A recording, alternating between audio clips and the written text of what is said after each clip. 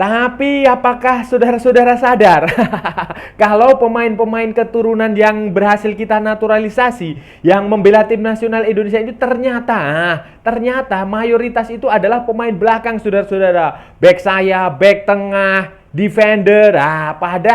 Padahal nih saudara-saudara, kalau kita mau jujur itu kita juga butuh striker, butuh pemain nomor 9, butuh juga gelandang tengah, butuh juga playmaker, butuh gelandang saya, butuh pemain kreatif. Jadi ya pusing. Halo saudara-saudara, jumpa lagi dengan komentator gadungan di sini. Dengan komentator yang gadungan. Seperti biasa saudara-saudara, seperti biasa, kalau kita sudah bertemu, kalau kita sudah berjumpa, pasti akan ada yang kita bicarakan. Kita akan membicarakan sepak bola di seputaran Asia Tenggara, di negara-negara serumpun, di negara-negara tetangga kita, di negara-negara jiran kita. Indonesia, Malaysia, Thailand, Vietnam, Laos, Myanmar, Kamboja, Singapura, Filipina, Brunei Darussalam, Timor Leste, dan sekitarnya. Semuanya akan kita bahas, baik yang bermanfaat maupun tidak bermanfaat, baik yang menghibur maupun yang bikin sedih, baik yang berguna maupun yang tidak berguna, baik yang menyenangkan maupun yang membosankan. Bebas saudara-saudara, bebas. Yang penting sopan. Dan hari ini saudara-saudara, hari ini kita akan bicara tentang pemain naturalisasi grade A, pemain keturunan Indonesia yang tampaknya akan segera menjadi bagian dari tim nasional Indonesia. Ada beberapa nama yang kurang lebihnya sudah berada dalam progres. Sudah berada dalam jalur yang benar, akan segera dinaturalisasi, yaitu yang pertama itu Jay Itzes, pemain dari Venezia, dan ada lagi Nathan Chuaon, itu pemain dari Swansea City.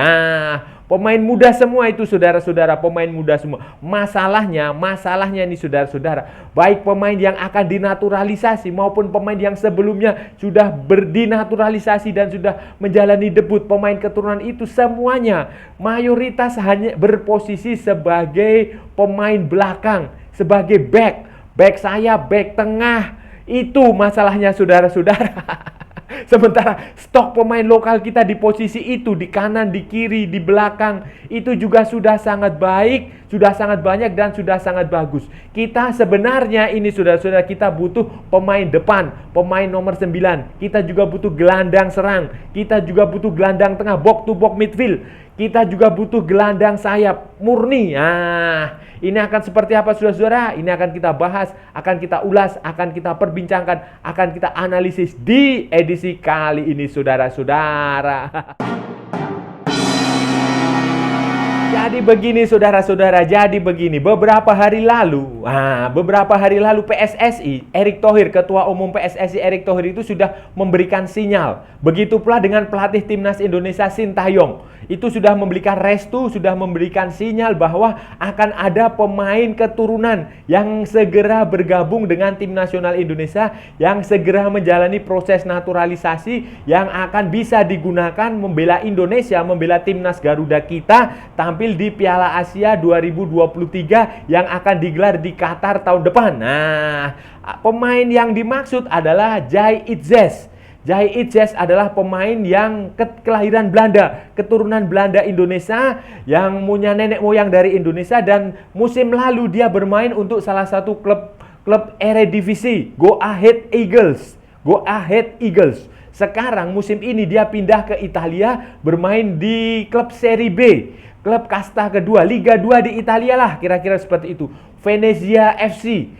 Venezia itu kalau saudara-saudara tahu, itu dulu pada tahun 1990-an itu sangat terkenal di Indonesia, sangat kompetitif karena sejumlah pemain yang sangat bagus. Sebut saja Alvaro Recoba dari Uruguay, El Chino. Kalau saudara-saudara penggemar sepak bola yang menggemari Serie A tahun 2000-an, 1990-an itu pasti paham. Si Jay Itzes ini bermain di situ. bermain di Venezia, dan sejauh ini di awal musim ini dia juga tampil cukup bagus dengan masuk ke starting line up, dengan beberapa kali menjadi pemain yang sangat penting lah saudara-saudara. Sangat penting penampilannya yang lugas, yang terampil, yang efektif, yang simple football.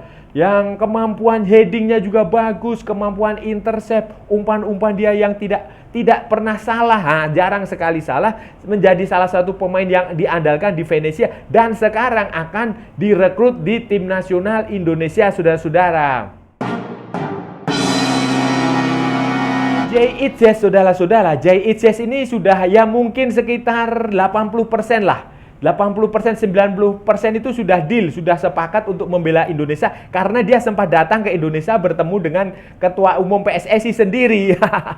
Nah, selain Jay Itzes ini ada satu pemain lagi, itu namanya Nathan Cho Aon. Nathan Cho Aon ini adalah pemain juga dari Belanda, saudara-saudara. Pemain kelahiran Belanda, kemudian sekarang dia mulai musim ini dia bermain di klub Championship Division. Divisi Championship itu adalah klub kasta kedua, divisi 2, level kedua di Liga di Inggris setelah Premier League. Nah, itu ya sama dengan klubnya Elkan Bagot saat ini, Ipswich Town. Nah, Swansea City dulu pernah main di Liga Premier Inggris, di kasta tertinggi, sekarang main di kasta kedua. Dan si Nathan Cho Aon ini sebelumnya bermain di Excelsior. Excelsior itu adalah salah satu klub di Belanda. Kalau nggak salah itu klub dari Rotterdam mungkin ya. Rotterdam atau mana ya? Maaf kalau saya, tapi kemungkinan di situ ya, saudara-saudara ya. Excelsior itu salah satu klub ya, klub menengah ke bawah lah. Menengah ke bawah walaupun secara tradisional itu ya dia sudah cukup lama. Ah, si Nathan ini dia bermain di situ, dia tampil bagus di Belanda, dia bermain sebagai pemain utama di situ. Kemudian musim awal pada transfer window musim panas 2023 yang baru saja berakhir beberapa hari lalu ya. Beberapa hari atau minggu lalu itu dia sepakat bergabung ke Swansea City. Nah, ini berarti sebagai peningkatan karir Nathan Cho Aon ini sebagai peningkatan karir. Dari tadinya di Belanda sekarang main di Inggris walaupun di kasta kedua. Kasta kedua di Inggris pun ya kualitasnya, level persaingannya, kemudian gengsinya itu ya tentu saja sedikit lebih bagus daripada kompetisi di Inggris atau di Belgia atau di Kroasia. Apalagi di Indonesia. Jadi ini si Nathan ini sudah ya dia sudah mengungkapkan ketertarikannya, saudara-saudara. Saudara, berbeda dengan Jay Itzes yang sudah ya mungkin 90-80% deal dengan PSSI, sudah berkeinginan bulat, sepakat, dan PSSI sudah membuka pintu lebar-lebar untuk terjadinya proses peralihan paspor, pergantian paspor, perpindahan asosiasi dari paspor Belanda ke paspor Indonesia, dari asosiasi sepak bola Belanda ke asosiasi sepak bola Indonesia. Kalau si Nathan Cho Aon ini baru sekedar wacana, saudara-saudara. Wacana yang dihembuskan di media sosial, wacana yang diungkap di media-media arus utama maupun bukan arus utama. Pokoknya masih sekedar rumor. Dan Sintayong sendiri ketika dimintai komentarnya tentang Nathan Cho Aon ini, dia hanya mengatakan bahwa dia ingin melihat permainan anak ini. Dia ingin melihat sendiri permainannya seperti apa. Dia tidak ingin melihat dari video saja, dari rekaman video. Karena rekaman video, rekaman di YouTube, rekaman di mana-mana itu terkadang menipu, saudara-saudara. Terkadang sudah diedit, sudah dimanipulasi. Dan tampaknya Sintayong tidak mau itu. Dia ingin melihat, dia tidak ingin seperti membeli kucing dalam karung. Jadi dia ingin melihat sendiri, menilai sendiri, baru kemudian bisa mengatakan apakah pemain ini bisa dinaturalisasi atau tidak. Sementara Erick Thohir, Ketua Umum PSSI juga ketika merespon Nathan Cho Aon ini, dia hanya mengatakan ya silakan kalau memang dia ingin berganti paspor ingin membela tim nasional Indonesia diminta menghubungi dirinya. Nanti akan diadakan pembicaraan terlebih dahulu, diadakan penjajakan untuk dinilai, untuk dilihat berkas-berkasnya, dilihat dokumennya, dilihat kualitasnya seperti apa. Nanti setelah semuanya beres baru akan dilakukan proses naturalisasi. Jadi kalau si Nathan ini waktunya mungkin agak sedikit lama, mungkin lebih lama dari Jay Itzes. Mungkin Jay Itzes bisa dalam waktu 2-3 bulan selesai. Mungkin kalau si Nathan ini ya butuh pendekatan dulu, butuh negosiasi dulu. Mungkin ya kalau dia deal dalam waktu dekat ya bisa lebih cepat, saudara. Bahan 2 pemain keturunan, 2 pemain naturalisasi, 2 pemain grade A, level A, pemain yang punya ya kualitas bagus lah. Dan usianya juga masih muda, pengalaman dididik di SSB yang benar-benar sekolah sepak bola ya. Bukan SSB asal-asalan seperti yang kebanyakan ada di Indonesia. Ini tentu saja adalah berkah, saudara-saudara. Berkah bagi sepak bola Indonesia, berkah bagi tim nasional Indonesia, berkah bagi Sintayong. Ini seperti anugerah yang tak terduga di tengah persiapan Indonesia menghadapi Piala Asia 2023. Nah, yang saudara-saudara kan sendiri sudah tahu nanti di Piala Asia itu Indonesia bersatu grup dengan Jepang, dengan Vietnam, dan dengan Irak. Lawan yang semuanya kompetitif, lawan yang semuanya tangguh dan harus direspon, harus dihadapi, harus dipersiapkan dengan tim yang sangat bagus pula. Tentu saja tambahan 2 pemain ini akan membawa kabar baik, kabar yang gembira, kabar yang senang, dan ini akan membuat kedalaman skuad, membuat Indonesia punya tim yang kompetitif, membuat punya tim yang berpengalaman, membuat Indonesia memiliki tim yang bisa bersaing di level Asia, saudara-saudara. Asia, betul sekali. Betul, saya sangat mendukung saudara-saudara. Tapi saudara-saudara, tetapi ini juga ada tapinya. Walaupun saya mendukung, kita semua harus mendukung. Tetapi ini masalahnya kan begini, saudara-saudara. Jay Itzes maupun Nathan Choaon ini posisinya adalah di belakang, saudara-saudara. Pemain belakang, defender. Jay Itzes ini tingginya 190 cm. Wah, tinggi sekali, bukan? Seperti pemain NBA. Seperti pemain basket. Dia berposisi sebagai center back tengah. Sementara Nathan Choaon ini berposisi sebagai fullback kiri, left back. Nah, sebagai left back. Dan ini berarti apa, saudara-saudara? Ini berarti Indonesia akan kelebihan stok pemain belakang yang bagus-bagus. Kita ini kalau 2 pemain ini dinaturalisasi, ini kita akan mengorbankan beberapa pemain bagus juga, baik pemain lokal maupun pemain keturunan juga, saudara-saudara. Kalau saudara-saudara lihat ya, kalau saudara-saudara perhatikan di posisi back ini, di defender ini, kita mulai saja dari pemain lokal. Ya, kita tahu di back kiri itu ada Pratama Arhan, itu bagus. Kemudian kita juga punya Edo Febriansah, kita juga punya Yance Yakob Sayuri. Itu di sebelah kanan, saudara-saudara, kita punya siapa itu namanya? Asnawi Mangkualam. Asnawi pemain yang bagus, yang walaupun gerusa-gerusu, tetapi secara fisik, secara kualitas dia bagus sekali. Fisiknya luar biasa. Kemudian di era Sintayong ini dia juga menjadi kapten kedua setelah Fahrudin, saudara-saudara. Itu di posisi bek kanan. Yance dan Yakob itu juga bisa bermain di posisi bek kanan. Di level junior kita juga punya pelapisnya di situ. Jadi semuanya banyaklah pemain di sektor belakang sayap kanan ini. Maupun sayap kiri, saudara. Untuk pemain keturunan, saudara-saudara, stok pemain belakang kita juga banyak, saudara-saudara. Di fullback maupun di center back. Ini saya absen satu-satu ya. Elkan Bagot, back tengah. Kemudian Jordi Amat, back tengah, saudara-saudara. Kemudian Sen Patinama, back kiri. Kemudian ada lagi Sandy Walsh yang baru saja menjalani debut, back kanan. Jadi ada berapa tadi itu? Itu semuanya di posisi back kiri, saudara-saudara. Di posisi back, di posisi belakang. Jadi nanti kalau Jay Itzes datang, kemudian Nathan Choaon datang, kita akan surplus pemain belakang. Kita akan kelebihan pemain belakang baik di center back maupun di full back. Ini akan seperti apa? Saya juga pusing, saya juga bingung membayangkan. Kita juga nggak mungkin lah kita akan mengorbankan salah satu atau salah dua pemain ini untuk tidak dimainkan, untuk digeser posisinya. Dan itu kan terlihat sekali. Lihat saja waktu pertandingan melawan Turkmenistan. Sandy Walsh yang biasanya bermain di bek kanan digeser sebagai bek tengah bersama dengan Jordi Amat karena Asnawi bermain di situ. Sementara itu belum ada Sen Patinama kalau main. Kalau Sen Patinama main juga nanti Pratama Arhan ada di situ. Kemudian nanti ada Nathan Choaon main. Ini akan seperti apa? Sulit membayangkan. Kemudian nanti kalau ada J.Itzes juga sudah dinaturalisasi, itu akan seperti apa? Di situ Elkan Bagot, kemudian siapa lagi? Jordi Amat. Belum lagi ada Rizky Ridho Ramadhani. Kemudian ada lagi siapa lagi tuh? Fahrudin Arianto. Itu mau dikemanakan saudara-saudara? Itu mau dikemanakan? Jadi saya rasa ini ya kita akan kelebihan stok pemain di posisi belakang, di posisi bertahan saudara-saudara.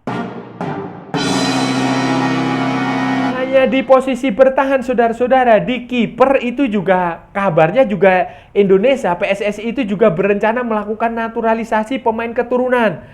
Dua nama yang selama ini beredar kan, ada si Emil Auderio Mulyadi, pemain dari NTB, pemain dari Juventus yang sekarang main di Inter Milan.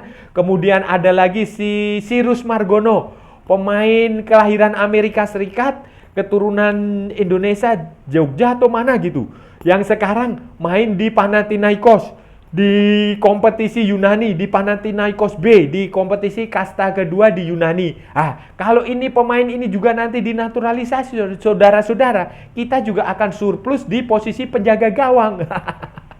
Kita sudah punya Hernando, kita punya Nadeo, kita punya Dava Fasya cadangannya, kita juga punya Syahrul Trisna, kita punya siapa lagi?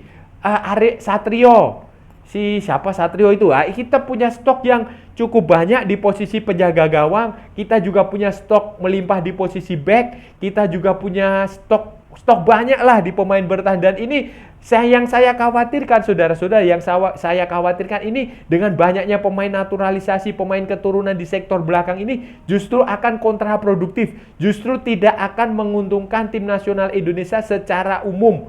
Karena mungkin saja, bisa saja terjadi perselisihan di antara pemain-pemain itu sendiri saudara-saudara. Terjadi sentimen, gengsian. Kayak mau jujur ya saudara-saudara ya, kalau mau jujur, kalau mau fair, sebenarnya kita lebih butuh penyerang, pemain nomor 9. Kita tidak mungkin mengandalkan Ilyas Pasujevic. Tidak mungkin saudara-saudara, tidak mungkin. Kita penyerang-penyerang lokal kita seperti Dendi Sulistiawan, seperti si Rafli, seperti si Dedik, seperti si Dimas Drajat, itu memang bagus, tetapi mereka tidak konsisten saudara-saudara. Kadang main bagus, kadang tidak. Jadi ini memang kita sebenarnya butuh pemain nomor 9, pemain di posisi penyerang tengah. Karena selama ini kita kesulitan di situ. Yang ada adalah penyerang-penyerang yang statusnya false nine, seperti Stefano Lillipali. Kita juga punya winger cepat yang bisa bermain sebagai penyerang seperti si Witan Sulaiman, seperti Egy Maulana Fikri, seperti Sadil Ramdhani. Tetapi kan saudara-saudara tahu pemain-pemain lokal kita tabiatnya seperti apa. Jadi ya memang kita butuh pemain nomor 9. Selain pemain nomor 9, kita juga butuh box-to-box midfield saudara-saudara. Gelandang di tengah.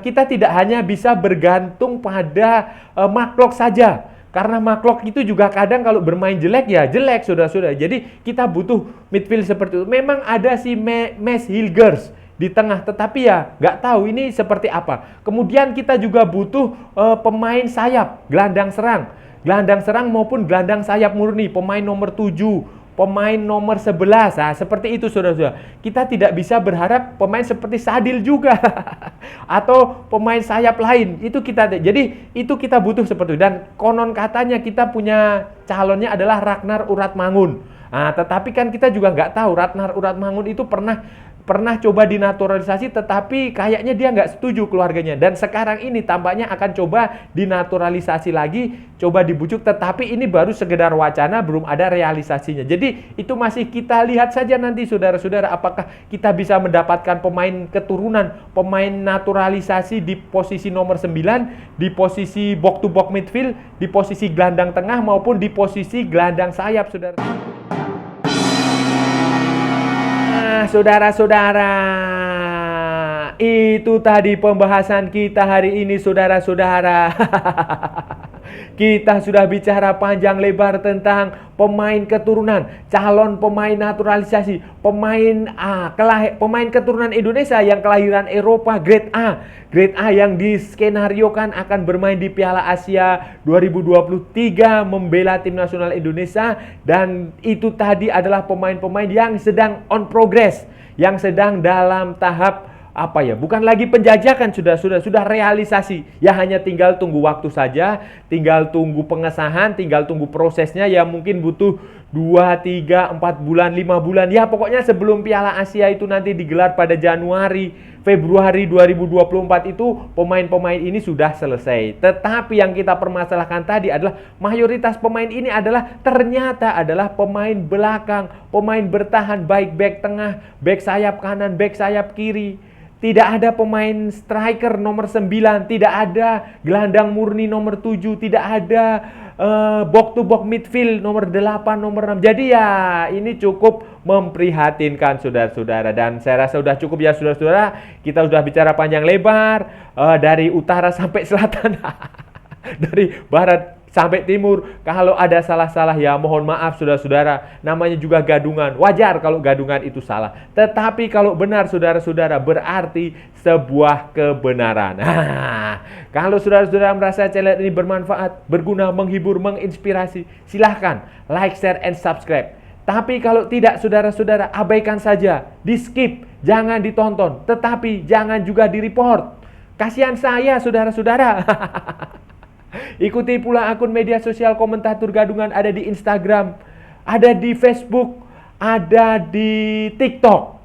Oke, saudara-saudara, sampai bertemu lagi di edisi-edisi berikutnya dengan tema-tema yang jauh lebih tidak berguna, dengan tema-tema yang jauh lebih tidak bermanfaat, dengan tema-tema yang jauh lebih konyol, dengan tema-tema yang jauh lebih membosankan. Oke, saudara-saudara, sampai bertemu lagi. Salam olahraga dan merdeka!